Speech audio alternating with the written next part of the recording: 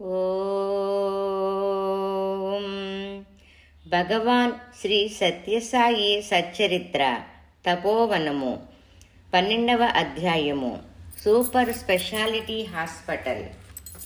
భగవాన్ బాబా పేద ప్రజల కోసం పుట్టపర్తిలో కొండ మీద 1956వ సంవత్సరంలో శ్రీ సత్యసాయి జనరల్ హాస్పిటల్ నిర్మించారు. ఆ హాస్పిటల్ కానీ అందులో వైద్యులు కానీ కేవలం నిమిత్త మాత్రమే. అసలు వైద్యుడు భగవాన్ బాబాయే. అక్కడ డాక్టర్లకు అంతుపట్టని ఎన్నో రోగాలను భగవాన్ బాబా వింతగా విచిత్రంగా నయం చేసిన ఘట్టాలు అనేకం. ఇదిలా ఉండగా భగవాన్ బాబా లక్షల విలువైన వైద్యం ఉచితంగా అందించే ప్రపంచపు వింతగా పరిగణింపబడే సూపర్ స్పెషాలిటీ హాస్పిటల్ నిర్మించాలని సంకల్పించారు. ఫలితంగా సత్యసాయి భగవానుడు 1990వ సంవత్సరం నవంబర్ 22వ తేదీ నాడు సూపర్ స్పెషాలిటీ హాస్పిటల్కి శంకుస్థాపన చేశారు. సరిగ్గా వచ్చే సంవత్సరం అంటే 1991వ సంవత్సరం నవంబర్ 22 నాడు హాస్పిటల్కి ప్రారంభోత్సవం జరుగుతుందని స్వామి ప్రకటించారు. పుట్టపర్తిలోని ఆ సూపర్ స్పెషాలిటీ హాస్పిటల్కి రూపకల్పన చేసిన ఆర్కిటెక్ట్ డాక్టర్ క్రిచ్ లోవ్ లండన్లోని prince of wales institute of ఆర్కిటెక్చర్లో డైరెక్ట్గా ఉన్నారు. అతడే సర్ ఐజాక్ ట్రైగ్రెట్ సూచనపై ప్రశాంత నిలయం వచ్చి భగవాన్ బాబాని దర్శనం చేసుకున్నాడు. స్వామి అతనికి ఇంటర్వ్యూ ఇచ్చి సూపర్ స్పెషాలిటీ హాస్పిటల్కి సంబంధించిన నమూనా, వాస్తు, గ్రహ జ్యోతిష విషయాలను విపులంగా వివరించి చెప్పారు. స్వామి పరిజ్ఞానానికి అతడు అప్రతిభూఢుడయ్యాడు.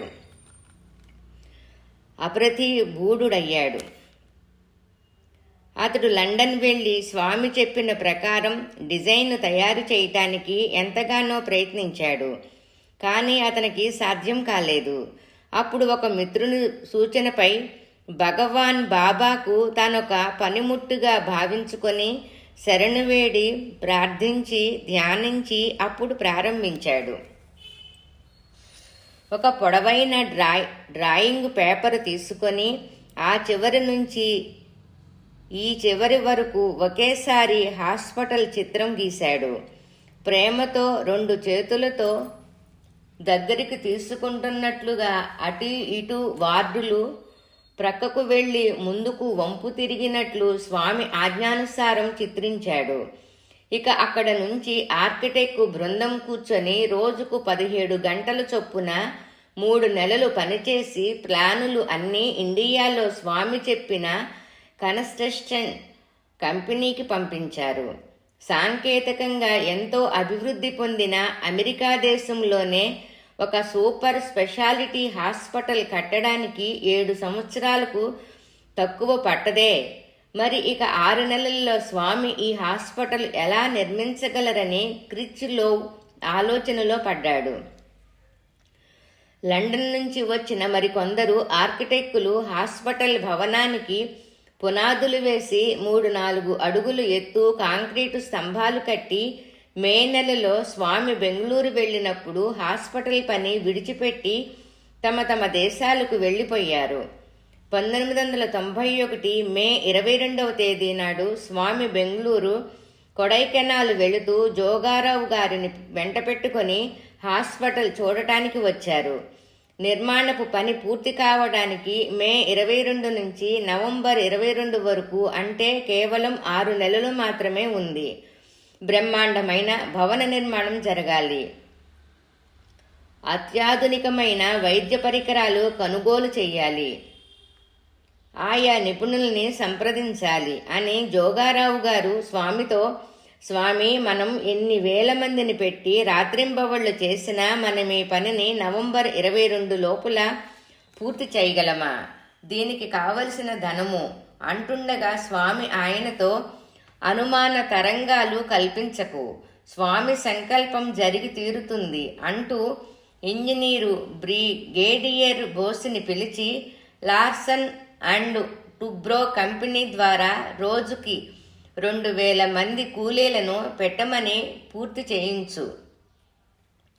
రోజుకి 2000 మంది కూలీలను పెట్టి పని పూర్తి చేయించు అని ఆదేశించి కొడైకెనాల్ వెళ్లారు.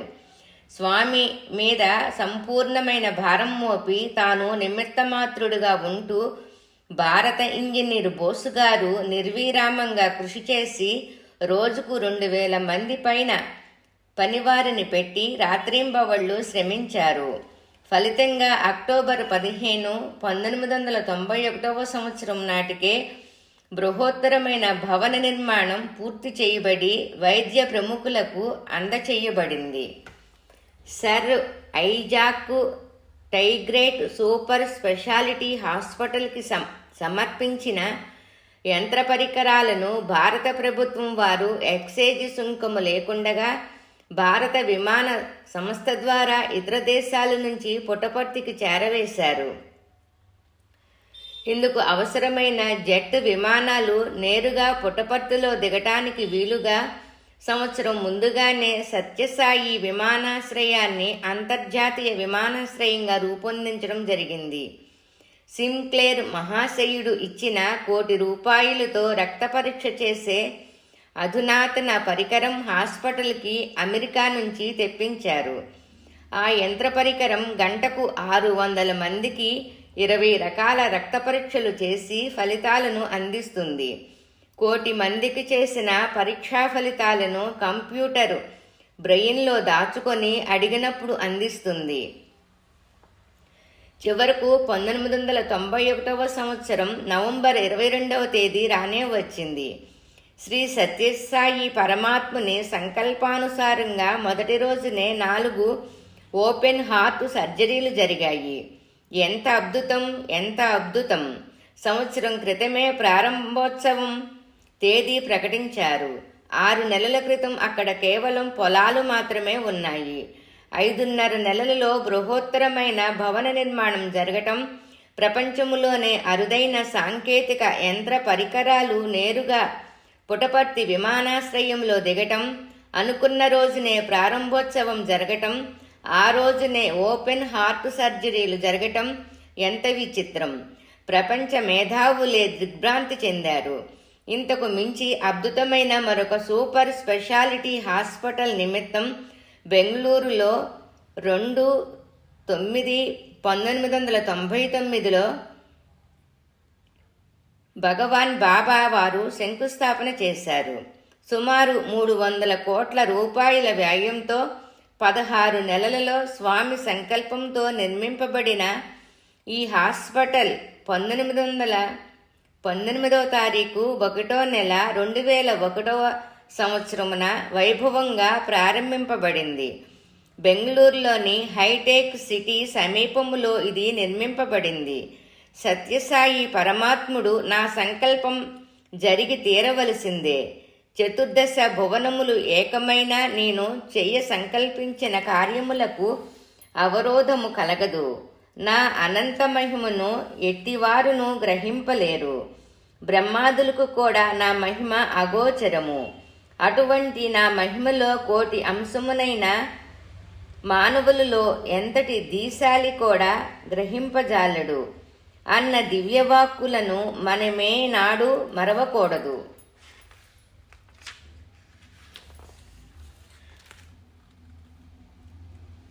147వ పేజీ. తపోవనము. ఆపరేషన్ చేసింది ఎవరు? ఒక రోజున ఒక తండ్రి 9 సంవత్సరాల వయసున్న తన కుమారుణ్ణి తీసుకొని వచ్చి సూపర్ స్పెషాలిటీ హాస్పిటల్లో గుండె పరీక్ష చేయించాడు. అతని స్థితి ఎంతమాత్రమూ బాగోలేదు. అతని గుండెలో 9 రంధ్రములున్నాయి. అతడు ఆపరేషన్కి తట్టుకోగల స్థితిలో లేడని డాక్టర్లు అతనికి ఆపరేషన్ చేయమని చెప్పారు. ఆ రోగి తనకు ఎలాగైనా ఆరోగ్యాన్ని ప్రసాదించమని స్వామిని వేడుకోసాగాడు. సాయి భగవానుడు అతని ప్రార్థన ఆలకించారు. ఆ రోజు ఉదయం భగవాన్ బాబా డాక్టర్లతో సంభాషిస్తూ ఆ వ్యక్తి ఆరోగ్య స్థితి గురించి అడిగారు. అతనికి చాలా కంప్లైంట్స్ ఉన్నాయని, అందువల్ల ఆపరేషన్ చేయటం మంచిది కాదని తామంతా భావించినట్లు డాక్టర్లు చెప్పారు. ఆపరేషన్ చెయ్యండి, పర్వాలేదు, నేను చూసుకుంటాను అన్నారు స్వామి. అతనికి ఆపరేషన్ జరిగింది. డాక్టర్లు కూడా ఆశ్చర్యం కలిగేలాగా ఆపరేషన్ విజయవంతం అయ్యింది. తర్వాత ఒక రోజున స్వామి మరలా రోగి విషయం ప్రస్తావించి అతని ఆరోగ్యం గురించి అడిగారు. ఆపరేషన్ సక్సెస్ అయింది స్వామి, అతని ఆరోగ్యం బాగుంది అన్నారు డాక్టర్లు. కాంప్లికేటెడ్ కేసులకు ఆపరేషన్ చేసేటప్పుడు ఆ ఆపరేషన్ కార్యక్రమం అంతా వీడియో తీస్తుంటారు. స్వామి ఆ డాక్టర్లతో ఒకసారి వీడియో ఫిల్మ్ వేసుకొని చూడండి అన్నారు. స్వామి ఆజ్ఞపై ఆ వీడియో ఫిల్మ్ చూస్తే ఆ అందరి డాక్టర్ల స్థానములో స్వామి అనేక రూపాలలో ఆపరేషన్ టేబుల్ చుట్టూ కనిపించేసరికి డాక్టర్లకు అహంభావం అదృశ్యమైంది. మనల్ని కేవలం పనిముట్లుగా చేసుకొని స్వామే ఈ ఆపరేషన్లు చేస్తున్నారన్నమాట అని వారు అర్థం చేసుకొని స్వామి పాదపద్మములకు ప్రణమిల్లారు. గుండె చికిత్స విభాగం తర్వాత దశలవారీగా యూరాలజీ, నెఫ్రాలజీ విభాగాలు. ఆ తర్వాత దశలో కన్ను, ముక్కు, చెవి, గొంతు విభాగాలు ఆరంభమయ్యాయి. తర్వాత న్యూరాలజీ, క్యాన్సర్, బ్రెయిన్ విభాగాలు ప్రారంభించడానికి సన్నాహాలు చేస్తున్నారు. ఇక్కడ అన్ని చికిత్సలు, లక్షలాది రూపాయల విలువైన ఆపరేషన్లు ఉచితంగా చేయడం విశేషం. ఇది ప్రపంచంలోనే అత్యద్భుతం. ఈ హాస్పిటల్ గురించి మాట్లాడుతూ ఒకసారి స్వామి, మా హాస్పిటల్లో పేషెంట్స్ నవ్వుతూ ఉంటారు, వారి బంధువులు నవ్వుతూ ఉంటారు, డాక్టర్లు నవ్వుతూ పనిచేస్తుంటారు, నర్సులు నవ్వుతూ సేవలందిస్తుంటారు, అంతా ఆనందంగా ఉంటారు. సేవాదళం వారు ఎప్పటికప్పుడు రూమ్స్ అద్దం వలె తుడిచిపెడుతుంటారు. ఈ ఆసుపత్రిలో ఎటువంటి ఫీజు లేదు. ఫ్రీ ట్రీట్మెంట్ ఎలా సాధ్యం అని ఇతర డాక్టర్లు ఆశ్చర్యపోతున్నారు. అలా సందేహపడనవసరం లేదు. పవిత్ర హృదయంతో పనిచేస్తే సహాయం ఎంతైనా వస్తుంది అన్నారు. 148వ పేజీ. తపోవనము. ప్రసాదం ప్రభావం. ఒకసారి ఒక దంపతులు తమ చిన్న కుమార్తెకు హార్ట్ కంప్లైంట్ ఉన్న కారణంగా పుట్టపర్తి తీసుకొని వచ్చి సూపర్ స్పెషాలిటీ హాస్పిటల్లో చూపించారు. ఆ అమ్మాయిని పరీక్ష చేసి ఆమె ప్రమాద పరిస్థితిని గమనించి డాక్టర్లు, ఈమె గుండెలో 2-3 రంధ్రాలున్నాయి, పరిస్థితి ఎంతమాత్రమూ బాగుగా లేదు, రేపు ఉదయమే ఈమెకు ఓపెన్ హార్ట్ సర్జరీ చెయ్యాలి అన్నారు. హాస్పిటల్లో చేర్చుకున్నారు. రేపు ఉదయమే ఈమెకు ఓపెన్ హార్ట్ సర్జరీ చెయ్యాలి అన్నారు. హాస్పిటల్లో చేర్చుకున్నారు.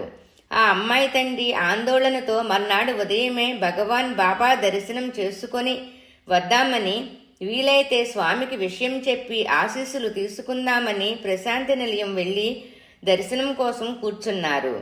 దయామయుడైన స్వామి దర్శనం ప్రసాదిస్తున్న సమయంలో ఒక బాలుడు తన పుట్టినరోజు సందర్భంగా తెచ్చిన చాక్లెట్లను స్వామి నలుగురికి విసిరివేయగా ఒక చాక్లెట్ వచ్చి ఈ తండ్రి ఒడిలో పడింది.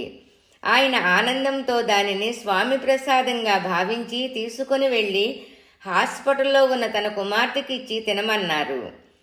తర్వాత కొంతసేపటికి ఆ అమ్మాయికి ఆపరేషన్ చేయటానికి లోపలికి తీసుకుని వెళ్ళి ఎక్స్రేలు తీస్తే ఏ కోణంలోనూ ఆమె గుండెలో ఎటువంటి లోపము కనబడకపోవటం వల్ల ఆమెకు ఆపరేషన్ అవసరం లేదని పంపించి వేశారు.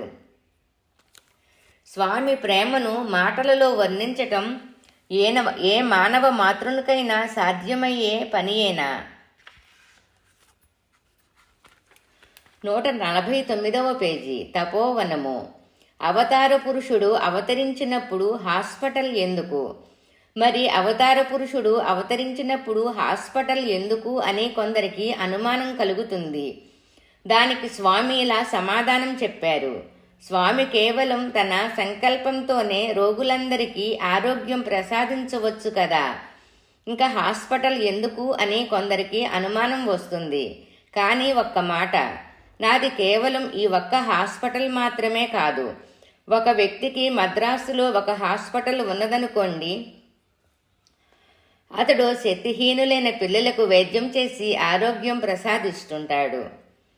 ప్రసాదిస్తుంటాడు. అది కూడా నా హాస్పిటల్.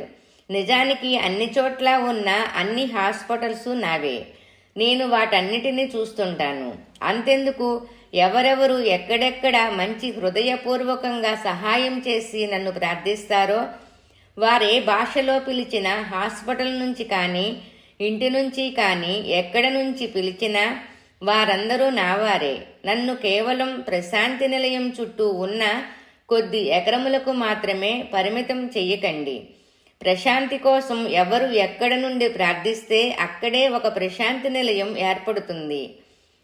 మరొక ముఖ్య విషయం గుర్తుపెట్టుకోండి. హాస్పిటల్ మీలో నమ్మకం ఏర్పరచడం కోసం, మీచే దివ్యత్వం గుర్తింప చేయడం కోసం, మీకున్న సంశయం తొలగించడం కోసం సహకరిస్తుంది. అది కూడా అవసరమే. కొందరికి మందుల మీద, ఇంజెక్షన్ల మీద నమ్మకం ఎక్కువ. అటువంటి వారికి కూడా వైద్యం అందించి తృప్తి కలిగించటం నా విధి. వారికి ఇంకా భగవంతుని అనుగ్రహం మీద నమ్మకం దృఢం కాలేదు. కాబట్టి అటువంటి వారి కోసం హాస్పిటల్ అవసరమే. ఒక్కొక్కరికి ఒక్కొక్క వైద్యం.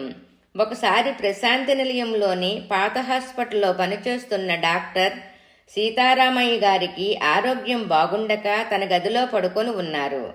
అప్పుడు భగవాన్ బాబా ఆ గదికి వెళ్లి ఆయనను పరామర్శించి దగ్గర కూర్చొని యాపిల్ పండు ముక్కలు కోసి ఆయనకు పెట్టి వచ్చారు.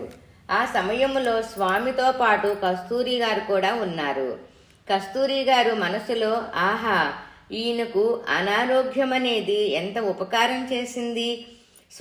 స్వామి స్వయంగా గదికి వచ్చి పరామర్శించి పండు కోసి ముక్కలు చేసి అందించారు. ఇలా నాకు కూడా అనారోగ్యం కలిగితే బాగుండును అనుకున్నారు.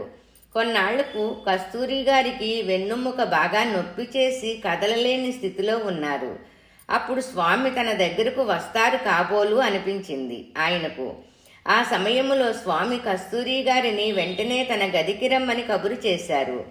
ఇక తప్పని పరిస్థితిలో ఆయన నిదానంగా స్వామి గదికి చేరుకున్నారు. స్వామి ఆయనకు క్రొత్త సంవత్సరం క్యాలెండర్లు ఒక కట్ట ఇచ్చి, నిలయములో ప్రతి గదికి నీవు వీటిని స్వయంగా తీసుకొని వెళ్ళి ఒక్కొక్క గదిలో ఒక్కొక్క క్యాలెండర్ ఇచ్చిరా వెళ్ళు అని ఆజ్ఞాపించారు. అంతే, మళ్ళీ మాట్లాడకుండా ఆ క్యాలెండర్లు అన్నీ ఆయనే స్వయంగా తీసుకొని బయలుదేరి నిలయములోని అన్ని అంతస్తులలోని అన్ని గదులకు వెళ్ళి ఇచ్చి వచ్చారు. అప్పుడు కొందరు ఆయన అవస్థ చూసి, మీరెందుకు ఇబ్బంది పడటం, మేమిచ్చి వస్తాము అన్నారు. కస్తూరి గారు ఒప్పుకోలేదు. పోనీ కనీసం ఆ క్యాలెండర్ల కట్ట మేము మోసుకు వస్తాము అన్నారు. కస్తూరి గారు ఒప్పుకోలేదు. నేనెందుకు ఒప్పుకోలేదో వాళ్ళకేమి తెలుసు అంటారు కస్తూరి గారు. ఎవరికి ఏ వైద్యం అవసరమో సాయినాథునికి తప్ప ఎవరికి తెలుసు. ఓం శ్రీ సత్య సాయి పరబ్రహ్మణే నమః. ఓం శాంతి శాంతి శాంతి. 12వ అధ్యాయము సంపూర్ణం.